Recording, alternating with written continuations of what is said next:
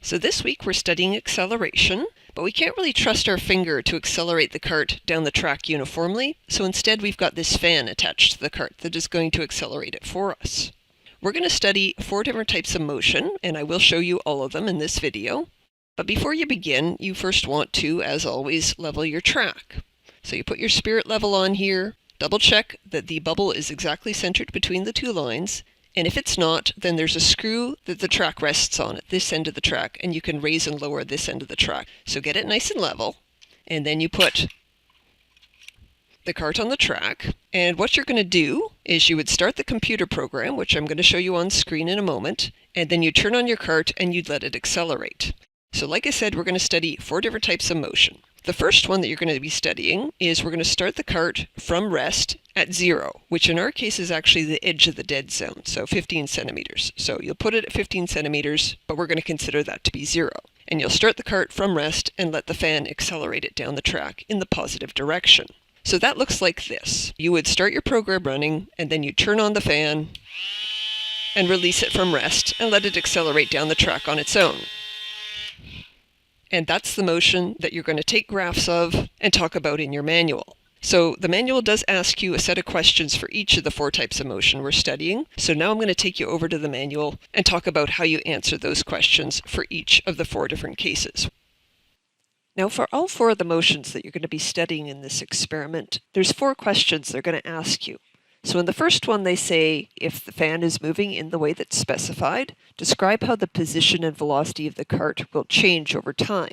So they're asking you to describe what the cart is going to do. So not the graphs, but the cart itself. In the second question, that's when they ask you to predict what you expect the graphs are going to look like for that motion. Now remember, in this experiment we've got constant acceleration due to that fan. So when there's constant acceleration, we expect the position time graph to be a curved line. And for constant acceleration, we expect the velocity time graph to be a straight line. So you'd get in here and draw whatever you think is appropriate for your predictions. You'd also want to, down here at the bottom, discuss a little bit about what you're predicting. The third question asks you to then do the experiment and capture the motion with your computer program. So that's where you're going to capture the graphs and then print them out and paste them into your report. Before you do that, however, you're going to want to fit a straight line to your velocity time graph. And I'm going to show you how to do that in the program in a moment. The fourth question then asks you to talk about the similarities and differences between your predicted graphs and the ones you actually measured using the equipment. And to get full marks for this, you do need to talk about both the similarities and the differences. So for the differences, you might talk about the bumps and wiggles and weirdness of the data. And for the similarities, it's never enough to say that the graphs look the same. You need to be very specific about how they were the same. So you might say, well, they were both linear with a positive slope or a negative slope or a 0 slope. And the y-intercept was 0 or it was larger than 0. So stuff like that. So now we'll demonstrate the program that we're going to be using this week. So as usual, you go find the 1100 folder, open that up, and last week we used the velocity program. This week we're going to use the acceleration program. So double-click to open that up. And the first thing you'll notice is that we have 2 graphs here. We have a position time graph and we have a velocity time graph. And I'm going to demonstrate this now, so bear with me, it'll be a little bit noisy. But what I'm going to do is I'm going to click the start button here. I'm going to turn on the fan and I'm going to release it from rest at the edge of the dead zone and let it accelerate down the track. So here's what this looks like. Click start, turn on the fan, and let it accelerate. And as expected, the position time graph looks like a curved line, and the velocity time graph looks like a straight line. So we want to fit a straight line to this velocity time graph, but before I do that, I first want to expand this a little just so I can see it better. So as demonstrated last week, if you want to resize things, first click on that graph to make sure it's the one selected, and then you would go to Display, Settings, go to the Axis Settings tab, and here under Extras, deselect Lock Origin Position and Lock Scaling. Click OK, and now I can hover my mouse over top of the line for the axes and I can drag the whole graph downward. I can also hover my mouse over top of the numbers and then click and drag to stretch that graph upwards. And as you can see, we've got a relatively linear section here, but there's a few bumps and wiggles. So to fit a straight line, you want to select data that looks pretty linear. So if you've got some wiggly bits, you're free to just avoid those. So you click and drag to highlight the area that actually looks linear. And then to fit a straight line to it, you're going to click on this button up here at the top that says Fit. And click the little arrow and choose Linear Fit. And it will put a straight line through the data. It also gives you this box of information. And by the way, you can click and drag the box around to put it in a more convenient location. If you decide you don't like the data that you chose, you can actually click and drag a new set of data. So in general, though, you want to just choose an area that looks fairly linear.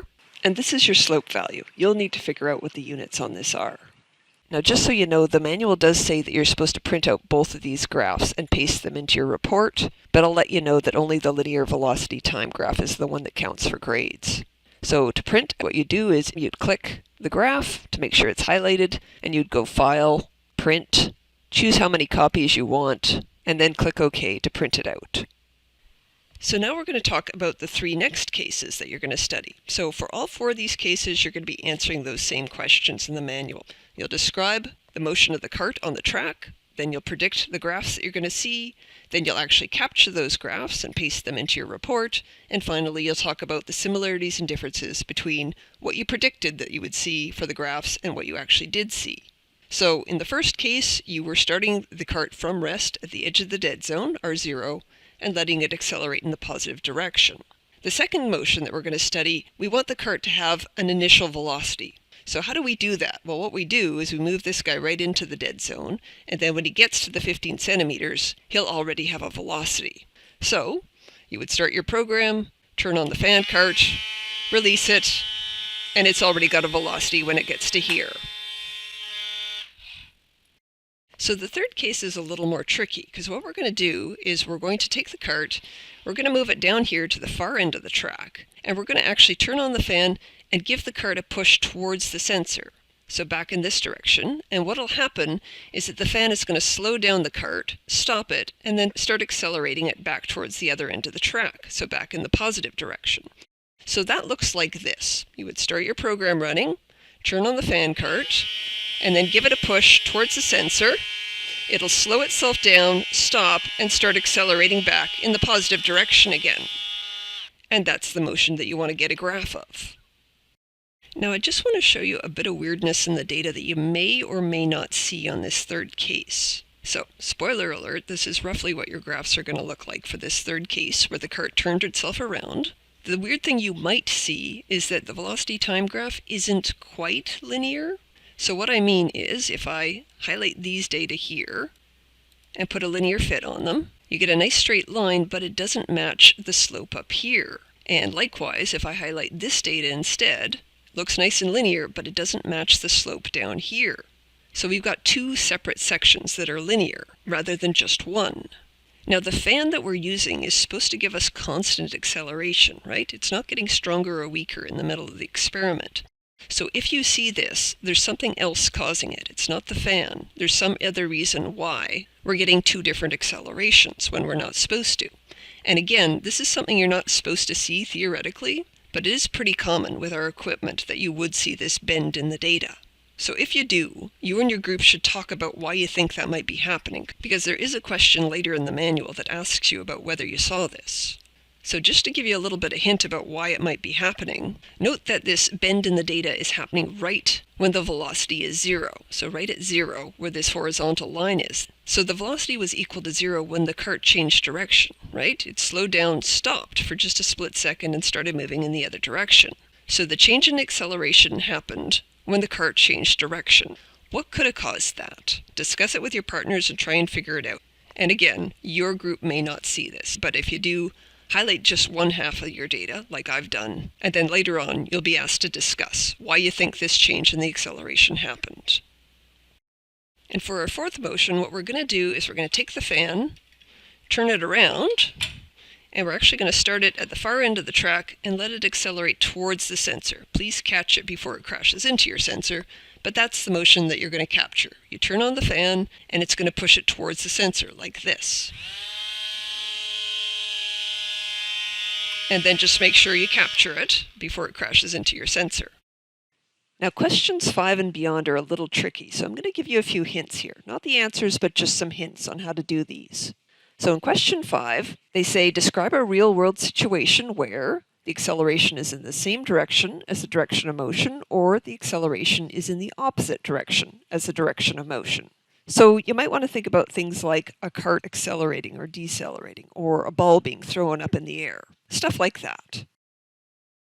In question 6, they say, using the apparatus provided, suggest how we could produce an acceleration that was larger than the ones we measured, or an acceleration smaller than the ones measured.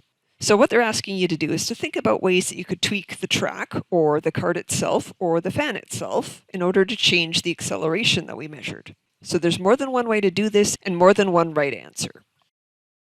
In question 7, they're saying, describe a real-world situation where an object has a large acceleration but a small velocity, and a small acceleration but a large velocity.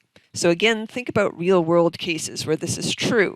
So in the first one, a large acceleration but a small velocity, basically what you're trying to think up is a case where something is not moving fast yet, but it's going to because it has a large acceleration. So small velocity right now, but a large acceleration, which means it's going to have a different velocity very soon. And for the second one, a small acceleration but a large velocity, think about something that's moving fast right now, but its velocity isn't going to change much because the acceleration is not very large. In question 8, they say, using your data and fit lines, find a value for the acceleration of all 4 cases that we've studied. Now, by the time you get to this question, you've already got those numbers. You don't need to do any calculations here. You should be able to just go and look up the numbers and write them down here. Questions 9 and 10 are actually related to each other. So question 9 is, why were the first 3 measured accelerations that we studied all positive accelerations? And question 10 says, which acceleration magnitudes roughly agree with each other? And then discuss why they might have. So these are a little tricky, but one thing that helps you answer these 2 questions is to remember that we only had one fan. All the accelerations we measured came from the same device. So if you keep that in mind, it helps you answer these 2 questions. And finally, down here at the bottom, did you notice any differences in the acceleration magnitude related to the direction of motion? So as I hinted before, this has to do with that third case where the cart changed direction. Did you see that bend in the data when the cart turned around? If you did, you want to explain why that might have happened.